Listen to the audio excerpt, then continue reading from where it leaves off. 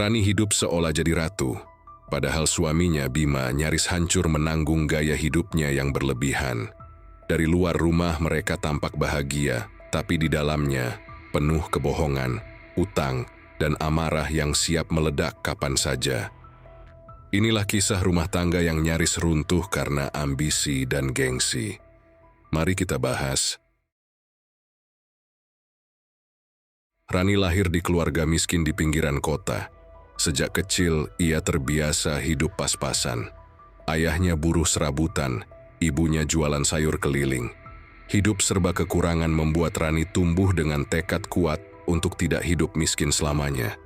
Setelah lulus SMA, ia bekerja di toko pakaian dan berkenalan dengan Bima, pelanggan tetap yang kemudian menjadi suaminya. Bima dikenal sederhana dan rajin. Ia bekerja sebagai kurir motor dengan penghasilan cukup untuk kebutuhan dasar. Setelah menikah, keduanya menempati kontrakan kecil di belakang pasar. Rumah itu sempit tapi bersih, hanya ada kipas angin dan perabot bekas. Awalnya, Rani menerima keadaan itu dengan senyum.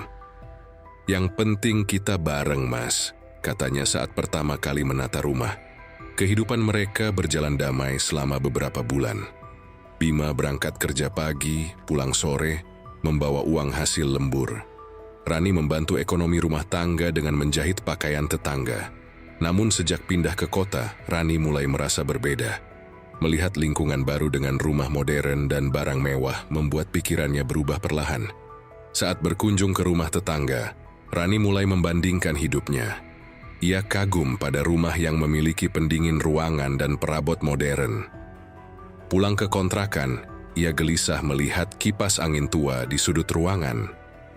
Malam itu ia berkata pada suaminya, "Mas, kapan kita bisa beli AC juga? Aku nggak bisa tidur kalau panas terus." Bima hanya diam, menatap langit-langit rumah mereka yang retak. Gaji Bima tidak memungkinkan untuk membeli AC. Setiap bulan uangnya habis untuk sewa rumah, listrik, dan kebutuhan makan. Namun permintaan Rani terus berulang. Ia mulai menunjukkan wajah kecewa setiap kali melihat Bima pulang. "Teman-teman aku di tempat kerja semua udah punya AC," katanya dengan nada kesal. Bima mencoba sabar. Meski dalam hati ia merasa tertekan, Rani tidak menyerah. Ia mulai merayu, kadang menangis di malam hari agar keinginannya dituruti. Bima yang kelelahan akhirnya luluh. Ia menggadaikan motornya dengan harga rendah demi membeli AC bekas. "Yang penting kamu nyaman," ujarnya singkat saat memasang alat pendingin itu. Rani tersenyum puas, tanpa tahu betapa berat keputusan itu bagi suaminya. Setelah AC terpasang, rumah terasa lebih sejuk, tapi suasana justru dingin. Rani merasa sudah selangkah lebih maju, sementara Bima terpaksa berjalan kaki bekerja karena motornya hilang. Ia berangkat lebih pagi agar tidak terlambat. Saat pulang, Rani jarang menyambut. Fokusnya bergeser pada hal-hal baru yang ingin ia miliki setelah AC. Rani mulai sering membandingkan Bima dengan suami orang lain. Ia berkata, "Suami temanku bisa beliin istrinya kulkas baru, Mas." Bima hanya mengangguk, menahan perasaan malu. Dalam diam, ia mulai menyadari bahwa pengorbanannya tidak lagi dihargai. Namun ia masih berharap keadaan bisa berubah asal ia bekerja lebih keras. Dalam beberapa minggu, listrik rumah sering turun karena penggunaan berlebihan. Tagihan meningkat, membuat Bima pusing. Ketika ia mengingatkan, Rani menjawab santai, "Namanya juga enak, pasti mahal." Bima terdiam. Malam itu ia menatap lembar tagihan dan menghitung sisa uang yang tinggal sedikit. Sementara di kamar, Rani tidur pulas dalam udara dingin yang ia minta. Pada akhir bulan, Bima benar-benar kehabisan uang. Ia tidak tahu bagaimana membayar kontrakan dan listrik. Saat ia mencoba membicarakannya, Rani malah marah. "Kalau nggak sanggup, kenapa dulu nikahin aku?" katanya keras. Pertengkaran itu menjadi awal dari perubahan besar dalam rumah tangga mereka. Bima sadar, perjuangannya tak lagi dihargai sebagai bentuk cinta, tapi dianggap kewajiban. Setelah memiliki AC, Rani semakin percaya diri. Ia mulai sering nongkrong dengan teman-teman kantornya yang berpenampilan modis. Mereka bercerita tentang tas branded, skincare mahal, dan tempat liburan. Rani merasa tertinggal.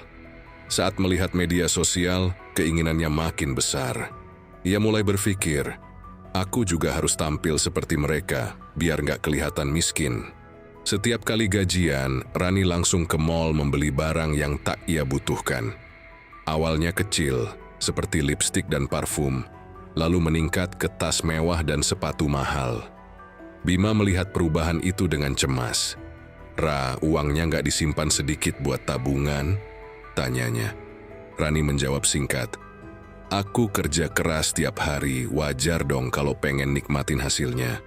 Rani memang bekerja, tapi penghasilannya tidak seberapa. Cicilan barang mewah dan biaya makan di luar rumah membuat saldo tabungannya menipis. Ia mulai memakai kartu kredit untuk menutupi gaya hidupnya. Bima beberapa kali mencoba menasihati, tapi setiap kali ia bicara, suasana langsung berubah tegang. Rani menuduhnya tidak mendukung istrinya. "Mas, kamu tuh nggak ngerti kebutuhan perempuan," kata Rani saat mereka bertengkar. Bima menghela napas, mencoba menenangkan. "Aku ngerti, tapi tolonglah, jangan semua diutangin. Aku takut nanti kita kewalahan bayar." Namun kata-kata itu tak pernah digubris. Rani lebih memilih mendengarkan temannya yang bilang, "Tenang aja, yang penting tampil dulu, bayar belakangan." Hutang Rani mulai menumpuk. Setiap bulan ia harus membayar cicilan kartu kredit sementara gajinya habis sebelum pertengahan bulan. Bima pun terpaksa membantu. Ia mengambil lembur tambahan dan pekerjaan sambilan di malam hari. Tubuhnya makin kurus dan sering sakit kepala. Tapi ia menahan diri, agar Rani tidak malu di depan teman-temannya. Suatu malam, Bima pulang larut dan menemukan Rani sedang mencoba tas baru di depan cermin. Ia menatap suaminya sekilas dan berkata santai, "Bagus gak, Mas? Katanya ini limited edition." Bima diam cukup lama sebelum menjawab, "Ra, kamu tahu gak, uang lemburku bulan ini gak cukup buat bayar listrik karena bantuin kamu nyicil tas itu." Rani hanya menjawab datar, "Ya, kerja lebih rajin lagi." Hubungan mereka semakin dingin. Bima merasa perannya hanya sebagai mesin uang, sementara Rani tak pernah puas. Setiap kali Bima menolak keinginan barunya, Rani menggunakan cara lama, marah, diam berhari-hari, atau menangis hingga Bima menyerah. "Aku capek disalahin terus," kata Bima. Namun Rani menanggapi dengan dingin, "Aku juga capek hidup miskin." Rani mulai memamerkan barang-barangnya di media sosial. Ia menulis caption tentang kerja keras dan pencapaian, padahal sebagian besar dibeli dengan utang. Teman-temannya memuji, membuatnya semakin ketagihan untuk tampil glamor.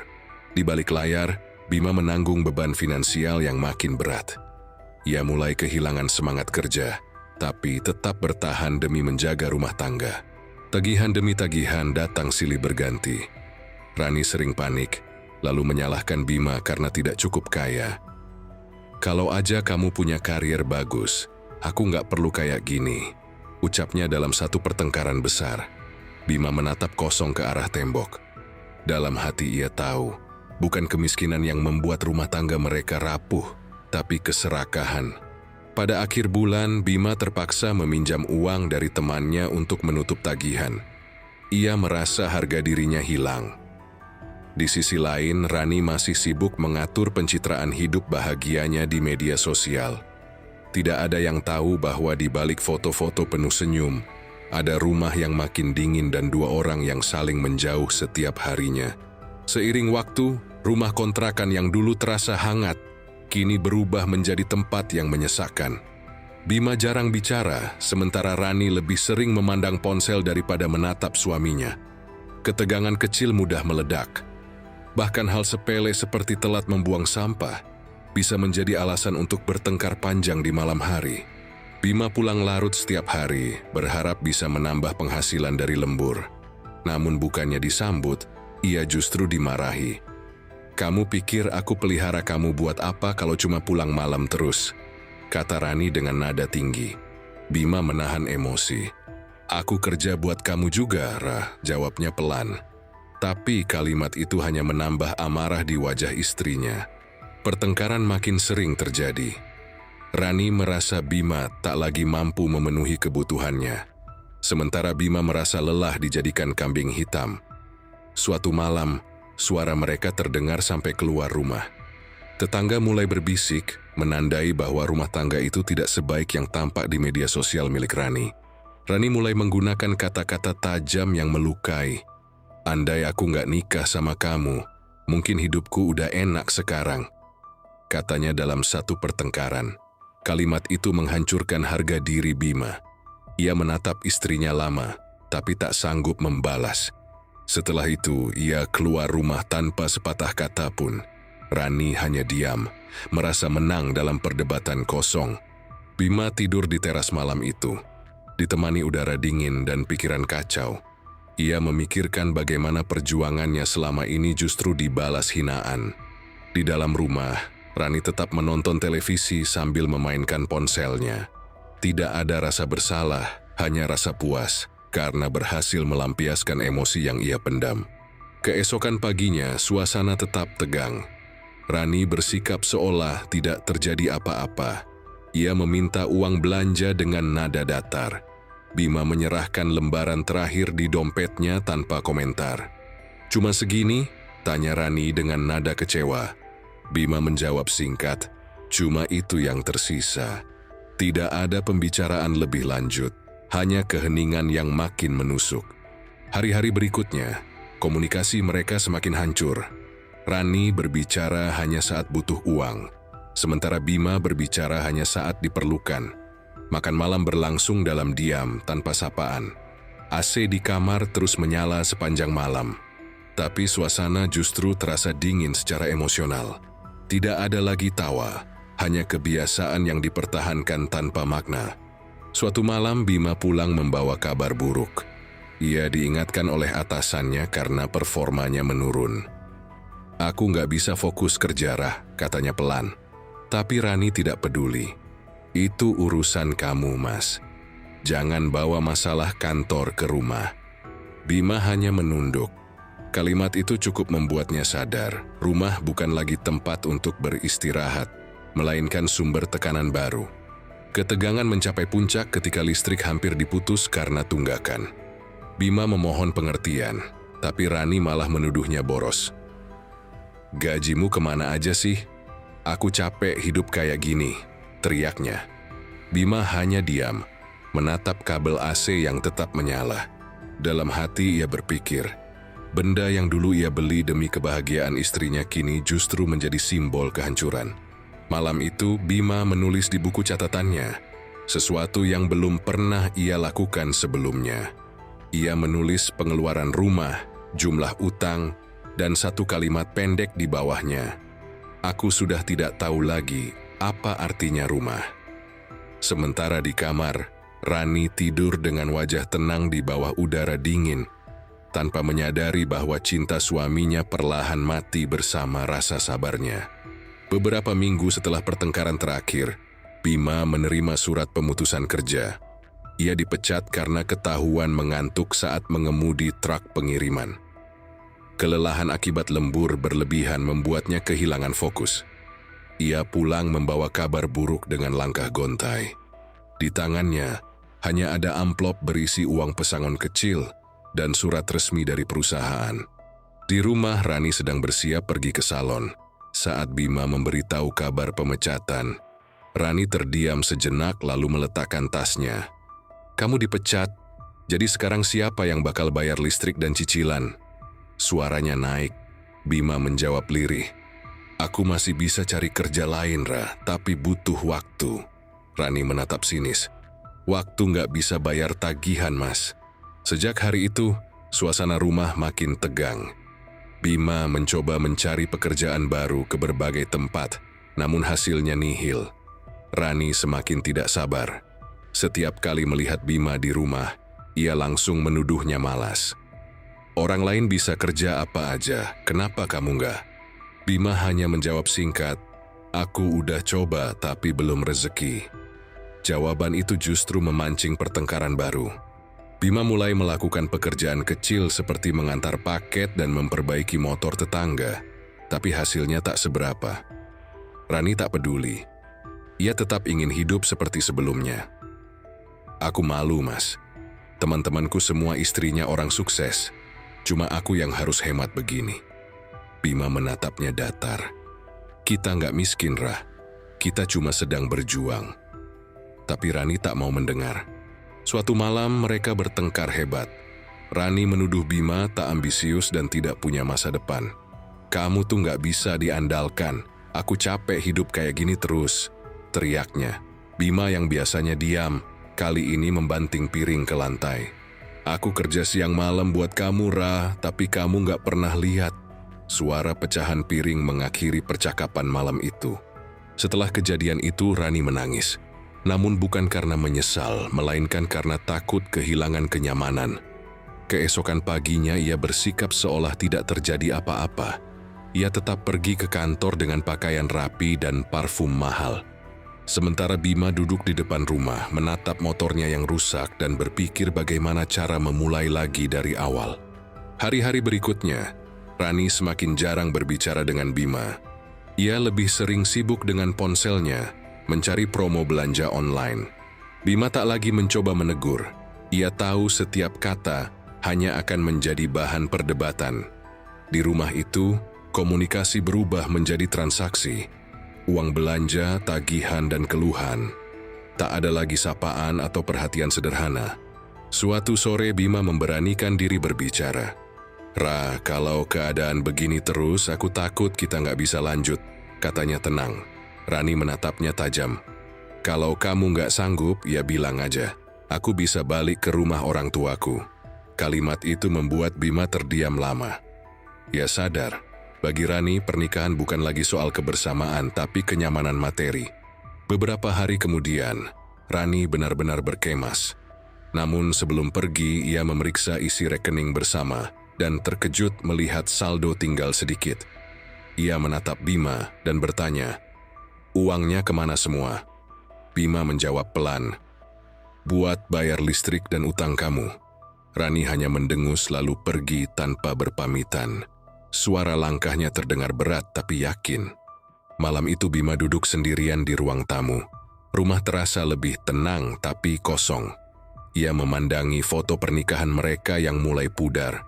Dalam hati ia berkata lirih, "Aku kerja bukan buat kamu hidup mewah, tapi biar kita nggak kelaparan."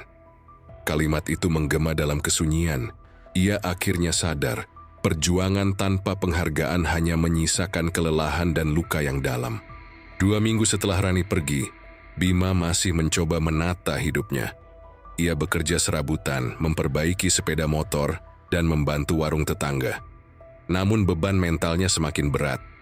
Tidak ada kabar dari Rani, hanya pesan singkat berisi permintaan uang. "Mas, tolong transfer 2 juta buat bayar cicilan tas, nanti aku ganti," tulisnya tanpa sapaan. Bima menjual televisi dan ponselnya untuk mengirim uang itu. Ia berpikir, mungkin dengan membantu hubungan mereka bisa membaik. Namun pesan balasan dari Rani hanya berbunyi, "Oke, makasih." Tidak ada ucapan terima kasih atau perhatian. Dari situlah Bima mulai sadar bahwa dirinya hanya dianggap sumber uang, bukan pasangan hidup. Seminggu kemudian, tagihan listrik datang bersamaan dengan surat peringatan dari kontrakan. Bima kehabisan uang. Ia mencoba menghubungi Rani, tapi nomornya tidak aktif. Saat membuka lemari, ia menemukan kotak kosong tempat Rani menyimpan barang-barang mewah. Semua hilang. Rani menjualnya diam-diam sebelum pergi. Bima menatap kosong, tidak tahu harus kecewa atau tertawa.